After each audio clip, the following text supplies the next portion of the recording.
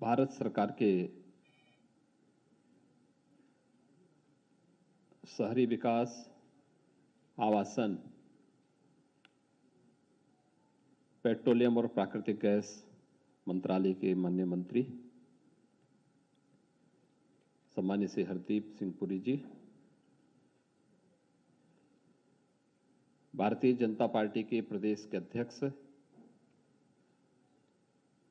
माननीय श्री भूपेंद्र सिंह चौधरी जी, प्रदेश सरकार में मेरे वरिष्ठ सहयोगी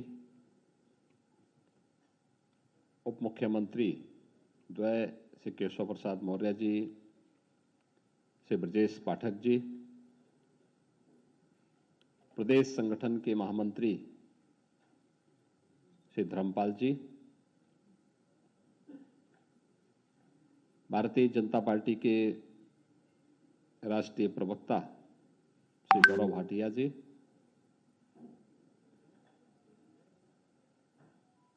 प्रदेश के अंदर एक चौथे स्तंभ के रूप में प्रिंट मीडिया, विजुअल मीडिया के माध्यम से 25 करोड़ जनता को देश और दुनिया की समाचारों से अवगत कराने वाले हमारे सभी यहाँ पर उपस्थित संपादक और विभिन्न मीडिया ग्रुप से जुड़े हुए हमारे प्रतिनिधिगण, उपस्थित भाइयों बहनों, मैं आप सबका इस संवाद कार्यक्रम में हृदय से स्वागत करता हूं। खासतौर पर केंद्रीय मंत्री माननीय श्री हरदीप सिंह पुरी जी का, जिन्होंने अभी अपने पावर पॉइंट प्रेजेंटेशन के माध्यम से पिछले 9 वर्ष के अंदर देश के अंदर क्या परिवर्तन हुए हैं, इसको यहाँ पर आप सबके सामने न केवल प्रस्तुत किया है, बल्कि आप सबके सामने उसकी हार्ड कॉपी उपलब्ध भी करा दी गई होगी। और मैं आप सबसे अपील करूंगा कि आप उसको एक बार अवलोकन करेंगे तो पिछले 9 वर्ष के अंदर देश के अंदर बदली हुई परिस्थितियां हम न केवल महसूस कर रहे हैं, बल्कि उसके बारे में अलग अलग सेक्टर जो अभी भी हो सकता है कि किन्हीं कारणों से हम लोगों के संज्ञान में ना आया हो, या किन्हीं कारणों से आप लोगों ने या किसी ने उसको टच करने में थोड़ा कहीं भी अगर वो हुआ हो, तो उसको फिर अलग से आप नए सिरे से उसको आम जन तक पहुंचाने में योगदान दे सकते हैं। मित्रों, बहुत बार मैं इस बात को मानता हूं कि पिछले 9 वर्ष का जो एक कालखंड है, यह एक नए भारत का दर्शन हम सब कर रहे हैं। नए भारत का दर्शन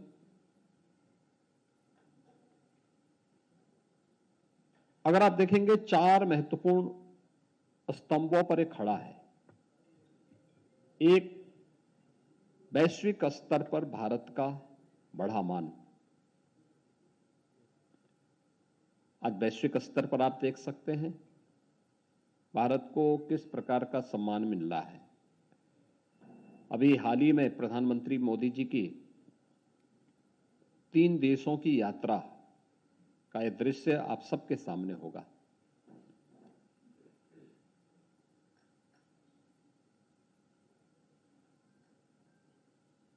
पापुआ न्यू गिनी में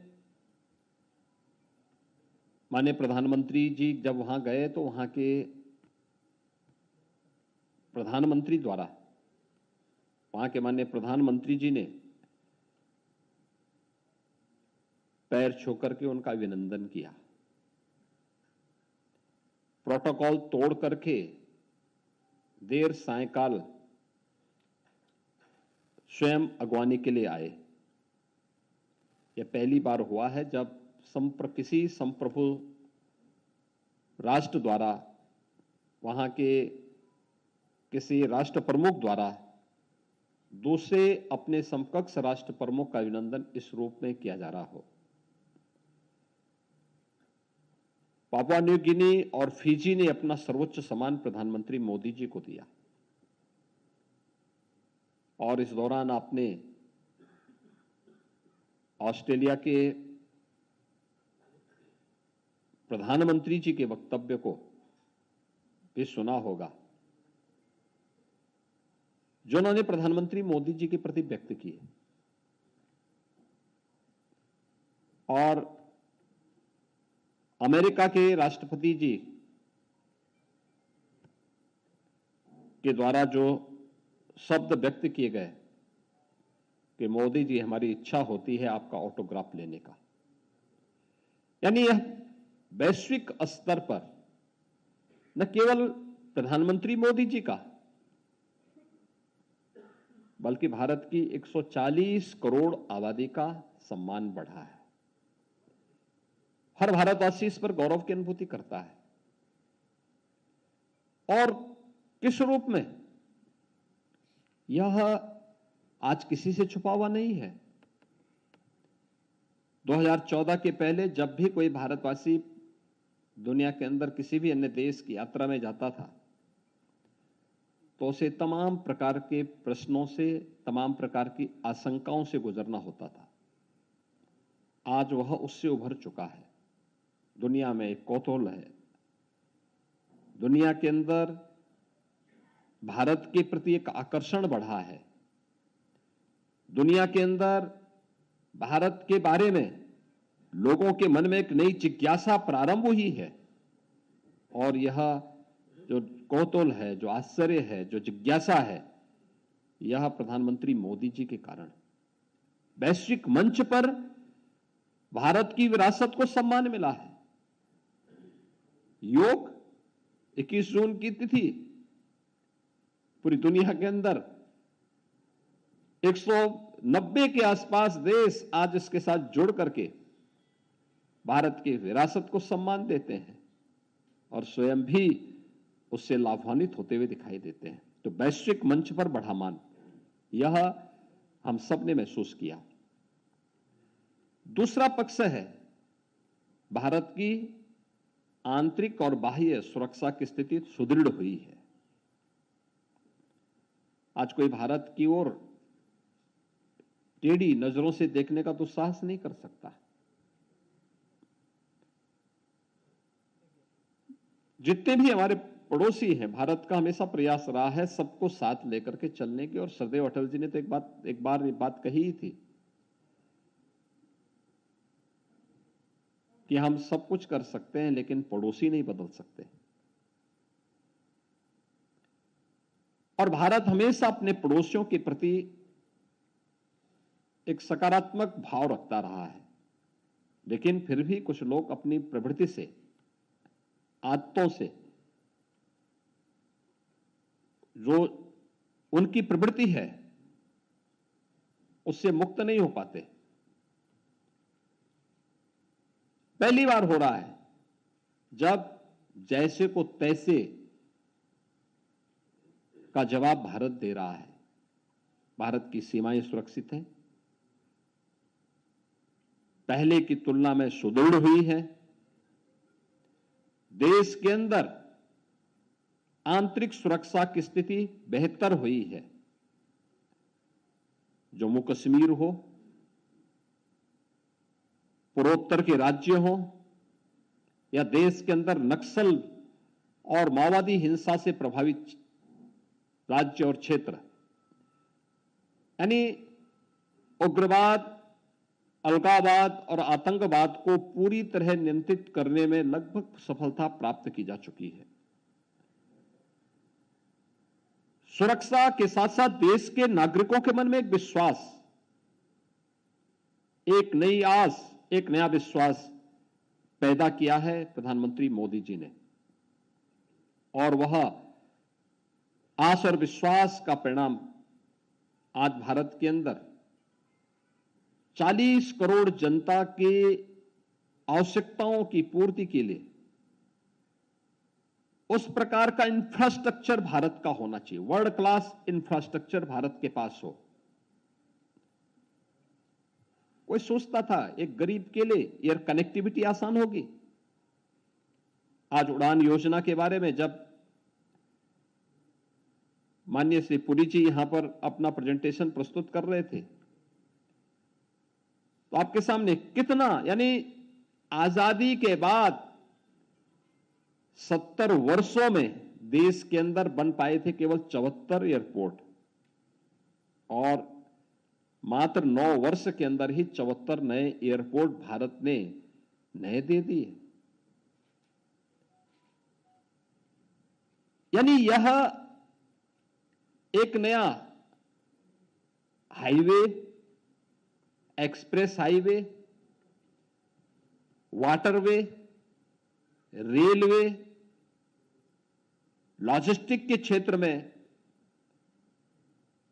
जो कुछ परिवर्तन आप देखने को मिल रहा है यह अभूतपूर्व है। पब्लिक ट्रांसपोर्ट के लिए जिस प्रकार की सुविधा प्राप्त हुई है, मेट्रो का एक नया संजाल बिछा है। यहां पे विस्तार से आपके सामने माननीय पुरी जी ने अपने भाषण में यहां पर अपने संवाद कार्यक्रम में आपके सामने प्रस्तुत किया। रैपिड रेल दिल्ली से मेरठ के बीच में, उसका फर्स्ट फेज इसी जून महीने में तैयार होने वाला है। कितने आसानी से इस व्यवस्था को देश के अंदर क्रिएट किया गया। पोर्ट का निर्माण, नए नए पोर्ट बन रहे हैं, ड्राई पोर्ट बन रहे हैं, फ्लोटिंग जेटी का निर्माण करके वाटरवे का कैसे उपयोग किया जा सकता है। यूपी जैसा लैंडलॉक्ड स्टेट भी वाटरवे का लाभ ले रहा है। वाटरवे नंबर 1 हल्दिया से वाराणसी के बीच में कार्य क्रियाशील हो चुका है। यानी इंफ्रास्ट्रक्चर डेवलपमेंट के लिए कार्य हुए, एम्स बने। कोई सोचता था आजादी के बाद 70 वर्षों में मात्र 6 एम्स बने, आज 22 से अधिक एम्स का निर्माण भारत के अंदर हो चुका है। Medical colleges, 1 district 1 medical college की तरफ पूरा देश जा रहा है। हेल्थ इंफ्रास्ट्रक्चर बढ़े, आईआईटी, आईआईएम उन सभी क्षेत्रों में बढ़ाए गए जिनके लिए कोई कल्पना नहीं करता था। इंफ्रास्ट्रक्चर के लिए इसने देश की आकांक्षाओं के अनुरूप भारत को, हर तबके के लोगों को उनकी आवश्यकता के अनुरूप उस प्रकार की इंफ्रास्ट्रक्चर को भी देने का कार्य किया। और चौथा इसका पक्ष है, वह है गरीब कल्याण का। आपने देखा होगा पिछले 9 वर्ष के अंदर भारत सरकार की एक एक योजना हर एक काम देश के नाम गरीब कल्याण के लिए समर्पित है। उसमें जाति नहीं, मत नहीं, मजहब नहीं, क्षेत्र नहीं, भाषा नहीं, बल्कि सबका साथ और सबके विकास की भावनाओं को अपने अंदर समेटे हुए ये योजनाएं आगे बढ़ती हैं। एक एक योजना जनधन अकाउंट से प्रारंभ हुई योजना कितना विस्तार लेती है। लोग सोचते थे देश के अंदर 45 करोड़ से अधिक ऐसे गरीबों के जनधन अकाउंट खोले गए, और मित्रों, जनधन अकाउंट के माध्यम से जो परिवर्तन हम सबको देखने को मिला, यानी 48 करोड़ लोगों का देश के अंदर एक एक अकाउंट खोले गए। यानी इतने लोग ऐसे थे जिनके आजादी के बाद अपने स्वयं के अकाउंट बैंक में नहीं थे, और उत्तर प्रदेश ने सर्वाधिक लाभ लिया। उत्तर प्रदेश में 8.5 करोड़ से अधिक गरीबों के बैंक के अकाउंट खोले गए इस दौरान। जनधन अकाउंट का परिणाम है डिजिटल बैंकिंग और डीबीटी का लाभ आज हर व्यक्ति ले पा रहा है और भ्रष्टाचार पर प्रहार का ये सबसे बड़ा माध्यम बना। ये सबसे बड़ा प्रहार का उसका लाभ मिला। दूसरा, एक एक स्कीम किस रूप में, यानी कोरोना कालखंड में तो इन जनधन अकाउंट का लाभ सर्वाधिक हर गरीब, हर किसान, हर श्रमिक ले आई ही। आपने देखा होगा कि कोरोना कालखंड के दौरान कैसे हम लोग इन योजनाओं का लाभ उन लोगों तक एक क्लिक में 2,63,00,000 किसानों तक पीएम किसान योजना का लाभ उन तक पहुंच रहा था। एक क्लिक में 1,75,00,000 उज्ज्वला योजना के जो लाभार्थी उत्तर प्रदेश में हैं, उन लोगों तक उनको प्राप्त होने वाले सिलेंडर का दाम उनको प्राप्त हो रहा था। एक क्लिक में पेंशन के लाभार्थी, चाहे वह निराश्रित महिला पेंशन हो, वृद्धावस्था पेंशन हो, दिव्यांगजन पेंशन हो, उन्हें इस योजना का लाभ मिल रहा था। एक क्लिक में महिला लाभार्थियों को दी जाने वाली सुविधा का लाभ प्राप्त हो रहा था। ये सभी चीजें उस रूप में मिल रही थी और एक एक योजना कैसे स्वावलंबन का आधार बनती है। खासतौर पर पीएम आवास योजना को अगर आप देखेंगे, उत्तर प्रदेश के अंदर इन 9 वर्षों में ग्रामीण और शहरी दोनों क्षेत्रों में मित्रों 54 लाख गरीबों को एक एक आवास योजना का लाभ प्राप्त हुआ है। 54 लाख। पूरे देश के अंदर 3 करोड़ लोग ऐसे थे जिनके पास अपने सिर ढकने के लिए आवास नहीं थे और उनमें 54 लाख गरीबों को अकेले उत्तर प्रदेश के अंदर इस सुविधा का लाभ प्राप्त हुआ है। शौचालयों का निर्माण अगर आप देखेंगे, स्वच्छ भारत मिशन ने अभी आपने देखा होगा कि यहां पर माननीय केंद्रीय मंत्री जब अपना प्रेजेंटेशन प्रस्तुत कर रहे थे तो उन्होंने उस समय इस बात को बहुत अच्छे ढंग से प्रस्तुत किया था कि WHO की जो रिपोर्ट है वो क्या बताती है। स्वच्छ भारत मिशन के कारण 3 लाख लोगों की जान बची है और स्वच्छ भारत मिशन का उत्तर प्रदेश के अंदर क्या परिणाम था। 2,61,00,000 गरीबों के तो शौचालय बनाए गए यूपी में, उत्तर प्रदेश के अंदर, और जिसमें भारत सरकार ने पूरे देश के अंदर 11,72,00,000 शौचालय बनाए तो उत्तर प्रदेश के अंदर 2,61,00,000 शौचालयों का निर्माण हुआ। 2,61,00,000 शौचालय और स्वच्छ भारत मिशन को एक जन आंदोलन का रूप लेने का परिणाम क्या था कि उत्तर प्रदेश में इंसेफ्लाइटिस की बीमारी 40 वर्ष में 50,000 से अधिक मौतें अकेले उत्तर प्रदेश के अंदर हुई थी, जिसमें गोरखपुर, बस्ती कमिश्नरी, देवीपाटन कमिश्नरी ये प्रमुख रूप से इसकी चपेटे में थी। 40 वर्ष में 50,000 मौतें जिस बीमारी के कारण हुई हो, आज वह बीमारी पूरी तरह से समाप्त हो चुकी है। यानी स्वच्छ भारत मिशन किस रूप में प्रभावी हुई है। इसी प्रकार से प्रदेश के अंदर हर घर नल की योजना, क्या कोई कल्पना करता था ये मिशन मोड पर भी कोई एक कार्यक्रम अभियान चलेगा जिसमें हर परिवार को शुद्ध पेयजल की आपूर्ति में सरकार योगदान दे पाएगी।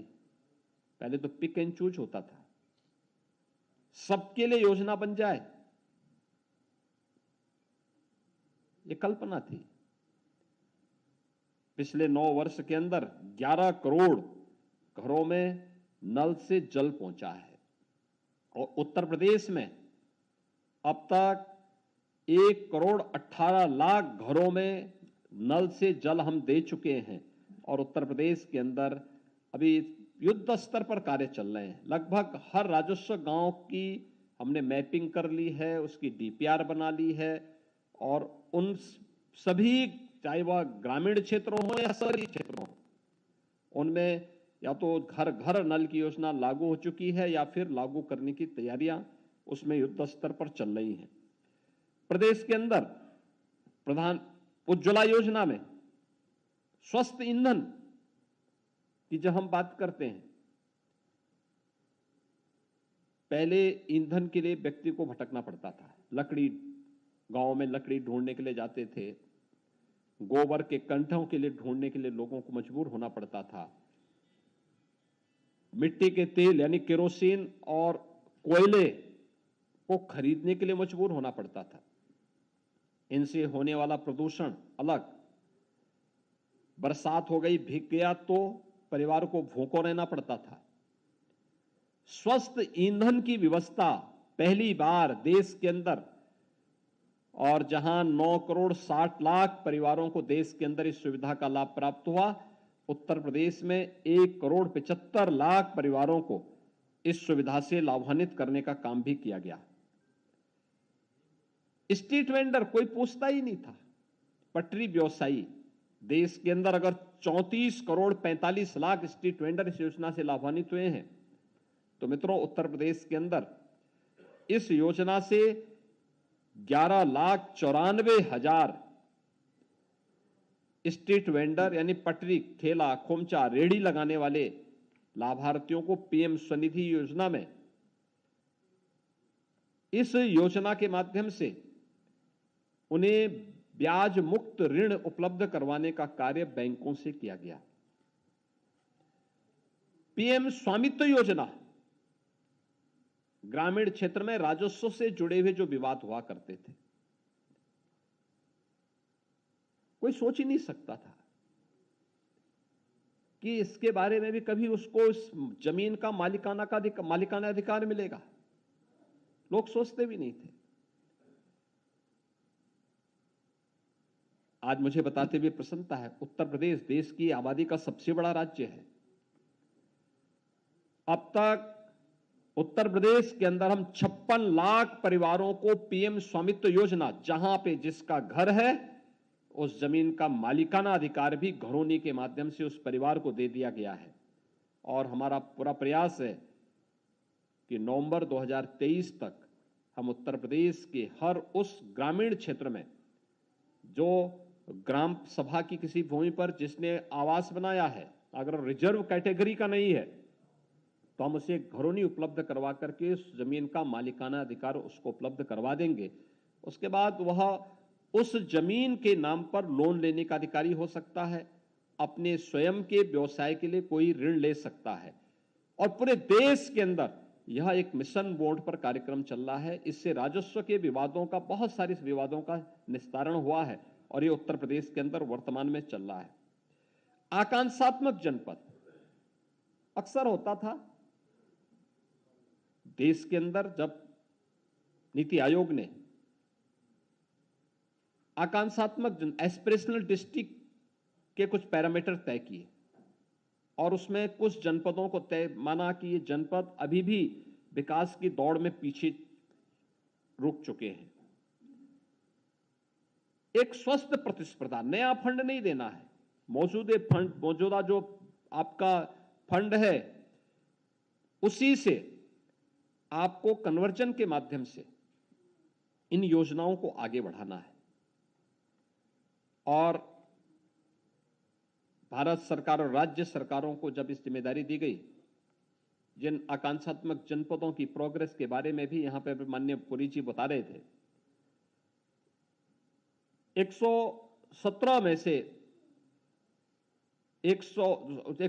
में से 8 जनपद उत्तर प्रदेश के थे, जिनमें 4 नेपाल के से सटे हुए जनपद थे, सिद्धार्थनगर, बलरामपुर, श्रावस्ती, बहराइच, और 4 जनपद चंदौली, सोनभद्र, चित्रकूट और फतेहपुर। ये 8 जनपद थे, जिन 8 जनपदों को एस्पिरेशनल डिस्ट्रिक्ट के रूप में घोषित किया था और इनके पैरामीटर बहुत पीछे थे, इसमें सभी में बहुत पीछे थे।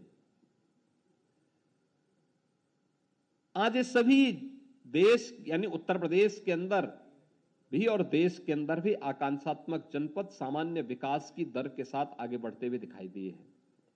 वहां पर अन्य आवश्यकताओं की पूर्ति हुई है और उत्तर प्रदेश ने अब 8 आकांक्षात्मक जनपदों की तर्ज पर भारत सरकार ने 500 विकास खंडों को, उत्तर प्रदेश 100 विकास खंडों को उसी तर्ज पर आगे बढ़ाने की एक नई प्रतिस्पर्धा को आगे बढ़ाया है और उसके बहुत सकारात्मक परिणाम आए हैं। विकास का लाभ हर व्यक्ति तक पहुंचाने का कार्य यह भी उत्तर प्रदेश और देश यानी देश के अंदर जो कार्य प्रारंभ हुए हैं, उत्तर प्रदेश उसका सर्वाधिक लाभ प्राप्त कर रहा है। मित्रों, आयुष्मान भारत योजना, आयुष्मान भारत में आपने देखा होगा कि देश के अंदर लगभग 50 करोड़ लोग यानी दुनिया की सबसे बड़ी हेल्थ स्कीम है।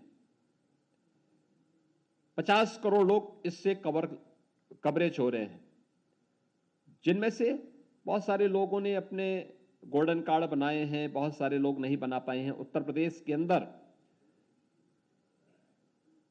इस योजना से, चाहे वह प्रधानमंत्री जन आरोग्य योजना आयुष्मान भारत की हो या फिर उसी तर्ज पर हम लोगों ने जो कुछ छूटे हुए लोग थे उनके लिए भी योजना बनाई है, ये सभी मिलकर के लगभग 10 करोड़ लोगों को 5 लाख रुपए सालाना स्वास्थ्य बीमा का कवर उपलब्ध करवाने का कार्य कर रही है।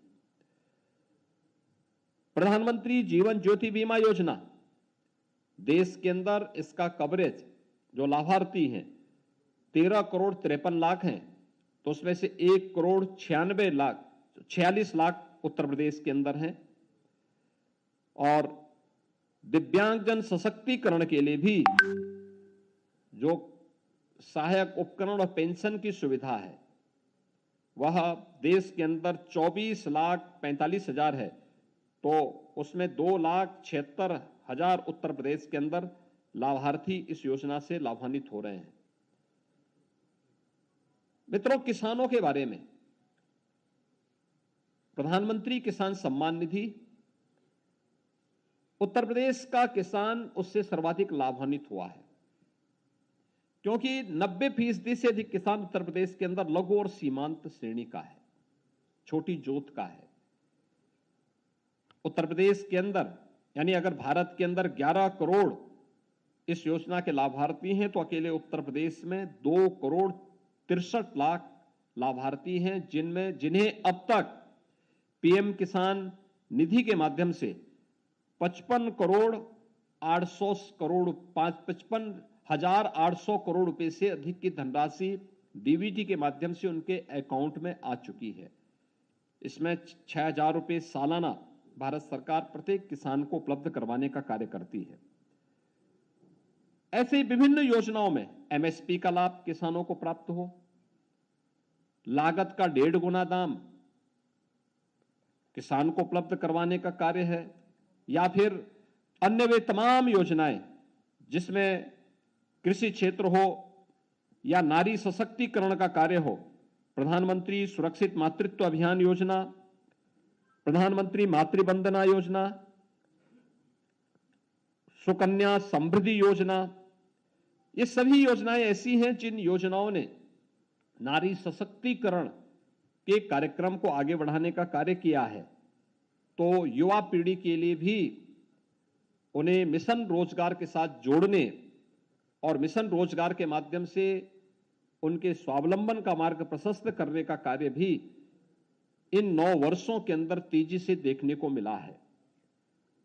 आपने देखा होगा अनेक योजनाएं चली, पीएम स्टार्टअप की योजना, पीएम स्टैंडअप की योजना, डिजिटल इंडिया की योजना, ये सभी योजनाएं हमारी युवाओं के उत्थान के साथ साथ स्किल डेवलपमेंट की योजना, स्किल मिशन से जुड़े हुए कार्यक्रम किस मजबूती के साथ देश के अंदर हुए हैं।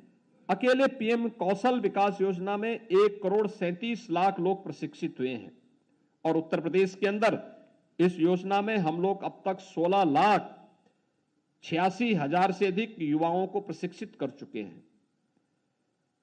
इसी प्रकार से देश के अंदर इस दौरान 390 नए विश्वविद्यालयों की स्थापना हुई और उत्तर प्रदेश ने भी इस दौरान 10 से अधिक विश्वविद्यालय गवर्नमेंट सेक्टर में और निजी क्षेत्र में भी लगभग 27 विश्वविद्यालयों की स्थापना का मार्ग हम लोगों ने प्रशस्त किया है।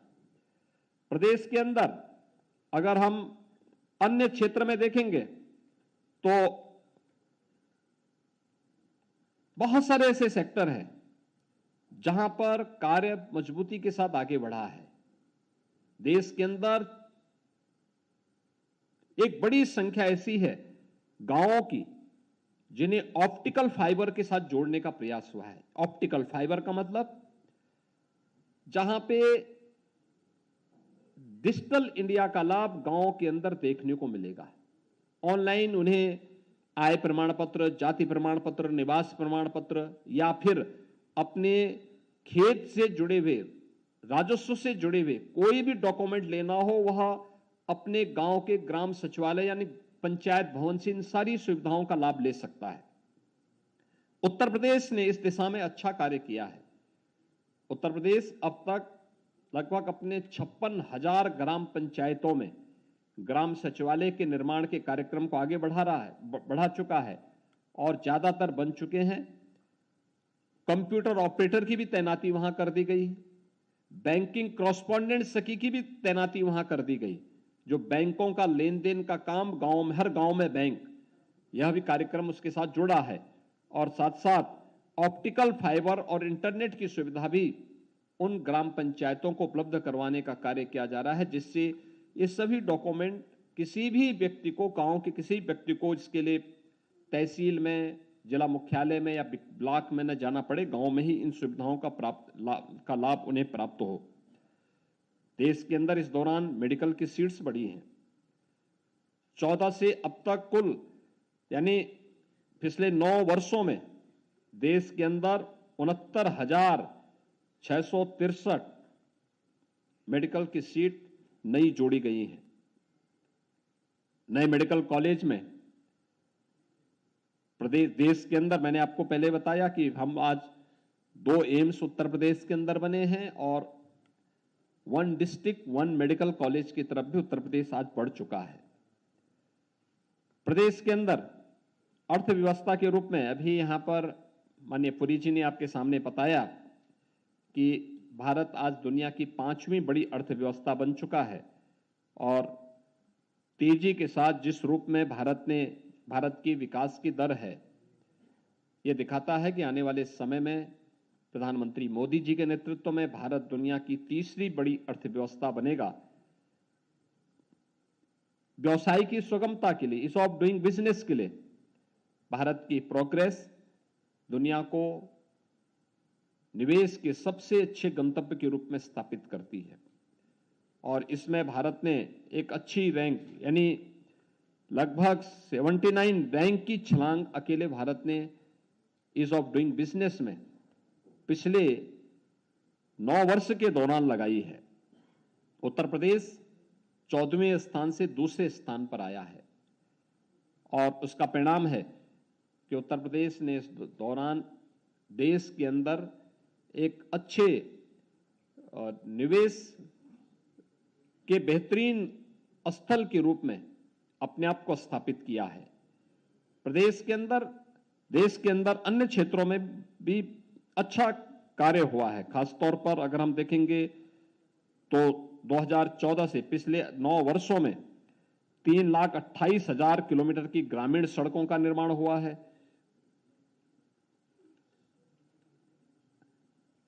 हाईवे का निर्माण की गति 37 किलोमीटर प्रतिदिन प्रदेश के अंदर, देश के अंदर देखने को मिली है। अमृत योजना के अंतर्गत भी जो शहरी क्षेत्रों में खासतौर पर शुद्ध पेयजल की आपूर्ति और सीवर बिछाने की कार्रवाई शहरी क्षेत्रों में जो हो रही है, इसमें अब तक 4,832 प्रोजेक्ट पूरे देश के अंदर संपन्न हुए हैं। सरकारी खरीद फरोख्त में पारदर्शिता आए, उस शुचिता और पारदर्शिता के लिए गवर्नमेंट ई पोर्टल का निर्माण किया गया। जेम पोर्टल में अगर आप देखेंगे देश के अंदर 3,90,000 करोड़ रुपए की रिकॉर्ड खरीदारी अब तक जेम पोर्टल से हुई है और उत्तर प्रदेश के अंदर भी 33,583 करोड़ रुपए की खरीदारी जेम पोर्टल के माध्यम से हुई है। यानी गवर्नमेंट ई मार्केट का पोर्टल है, सब कुछ उसमें उस सॉफ्टवेयर के माध्यम से आप पूरे देश के अंदर कौन सी चीज कहां पे किस कंपनी से जुड़ा हुआ और उसके रेट क्या हैं, उसके माध्यम से आप उसके माध्यम से इस कार्यक्रम को आसानी से इसका लाभ ले सकते हैं।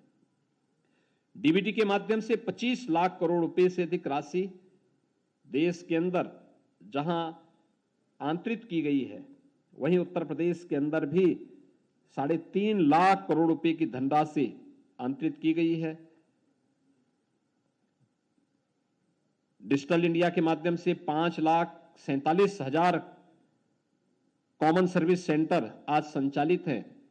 उत्तर प्रदेश के अंदर 1,44,000 कॉमन सर्विस सेंटर वर्तमान में क्रियाशील होकर के इन सेवाओं से आम जन को अपनी सेवाएं उपलब्ध करवाने का कार्य कर रहे हैं। और स्टार्टअप इंडिया में भी भारत की जो प्रोग्रेस है, विगत 9 वर्ष के अंदर 99,340 स्टार्टअप रजिस्टर्ड हुए हैं और प्रदेश में 9,451 स्टार्टअप यहां पर रजिस्टर्ड हुए हैं। ये एक नई प्रोग्रेस भारत की दिखाती है। विरासत का सम्मान हो, यह भी आपने इस दौरान देखा होगा। काशी में काशी विश्वनाथ धाम, अयोध्या में श्री राम जन्मभूमि पर भगवान श्री राम के भव्य मंदिर का निर्माण, केदारनाथ में केदारपुरी का निर्माण, महाकाल में महालोक का निर्माण, ये सभी किसी न किसी रूप में प्रत्येक भारतवासी को अपनी विरासत के प्रति सम्मान का भाव व्यक्त करने के लिए प्रेरित करता है।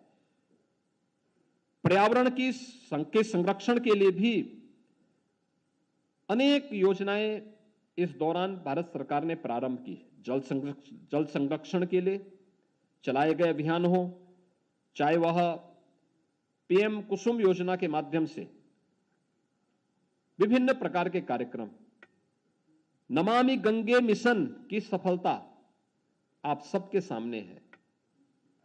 2019 में प्रयागराज कुंभ आयोजित करने का सौभाग्य हमें प्राप्त हुआ था और प्रयागराज कुंभ की सफलता नमामि गंगे परियोजना की सफलता के साथ जोड़कर मंत्री जी आए थे और प्रयागराज में मैंने उन्हें स्वयं आमंत्रित किया कि आप प्रयागराज में आए।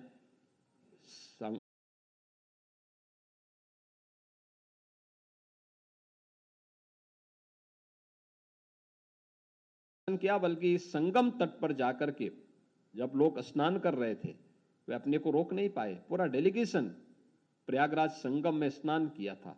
ये नमामि गंगे परियोजना का परिणाम हम सबके सामने है। मित्रों, प्रत्येक स्तर पर प्रधानमंत्री मोदी जी के नेतृत्व में भारत ने एक नया सेवा का, सुशासन का और गरीब कल्याण का एक मॉडल न केवल देश को दिया है, बल्कि आज पूरी दुनिया प्रधानमंत्री मोदी जी के इस अहर्निश प्रयास से, इस विजनरी नेतृत्व से यह एक नए भारत का दर्शन करने का समय है। और इसीलिए आजादी के अमृत महोत्सव के काल के मुख्य महोत्सव को संबोधित करते हुए प्रधानमंत्री मोदी जी ने देशवासियों को पंचप्रण के साथ जोड़ने का एक संकल्प भी दिलाया।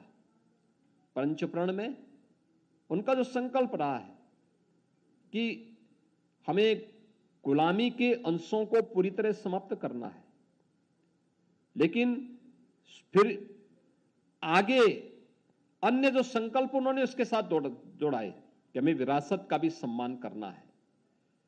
और अंत में उन्होंने जो बात कही उसमें कि यह सभी संकल्प पूर्ति तभी होगी जब हर नागरिक अपने कर्तव्यों का निर्वहन भी करेगा। यानी नागरिक कर्तव्यों का भी एहसास है, विरासत का सम्मान भी है। एक भारत श्रेष्ठ भारत बनाने की उस कल्पना को, जिसमें जाति, मत, मजहब के आधार पर भेदभाव न हो, उस प्रकार का भाव भी है, लेकिन गुलामी के अंशों को भी समाप्त करने के एक संकल्प को लेकर के आगे बढ़ना है। एक स्वाभिमानी भारत, एक समर्थ भारत, एक सशक्त भारत, यही प्रधानमंत्री मोदी जी का विजन है और उनके इस विजन के साथ पूरा भारत आज मजबूती के साथ आगे बढ़ता हुआ दिखाई दे रहा है। उनके यशस्वी नेतृत्व में भारत दुनिया की तीसरी बड़ी अर्थव्यवस्था बहुत शीघ्र बनेगा, इसमें किसी प्रकार का कोई संदेह नहीं होना चाहिए। मैं उनके नेतृत्व में विगत 9 वर्षों में उपलब्ध हुई ये सफलताएं हर भारतवासियों को गौरवान्वित करने वाली है। इसके लिए उत्तर प्रदेश की शासन और उत्तर प्रदेश की जनता की ओर से मैं प्रधानमंत्री मोदी जी का अभिनंदन करता हूं और विश्वास व्यक्त करता हूं कि उनके यशस्वी नेतृत्व में भारत दुनिया की एक बड़ी महाशक्ति के रूप में स्थापित होकर के दुनिया को नेतृत्व प्रदान करेगा। एक बार फिर से मैं आप सभी, हमारे जितने भी माननीय संपादकगण आए हैं, मीडिया से जुड़े हुए प्रतिनिधिगण आए हैं, केंद्रीय मंत्री माननीय श्री हरदीप सिंह पुरी जी का और आप अन्य सभी महानुभावों का हृदय से अभिनंदन करता हूं। धन्यवाद। जय हिंद।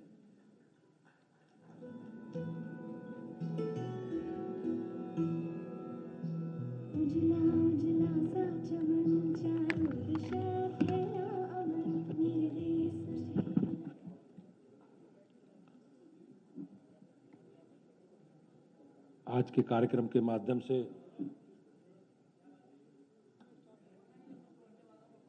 देश की सरकार ने जो 9 वर्ष में जन कल्याण के काम किए हैं, उनकी चर्चा माननीय हरदीप पुरी जी ने, माननीय मुख्यमंत्री जी ने आप सबके सम्मुख की है। मैं एक बार पुनः माननीय मुख्यमंत्री जी का, माननीय मंत्री हरदीप पुरी जी का, माननीय डिप्टी सीएम केशव जी का, ब्रजेश पाठक जी का, आदरणीय धर्मपाल जी का और सभी अपने जो हमारे आमंत्रण पर आज इस मीडिया संवाद में हमारे सभी संपादकगण और सभी मीडिया जगत से जुड़े बंधु पधारे हैं, मैं उनका धन्यवाद करता हूं और उन्हें एक बार भोजन के लिए आमंत्रित करता हूं। हम सब लोग भोजन करके जाएंगे। आप सबका बहुत बहुत धन्यवाद।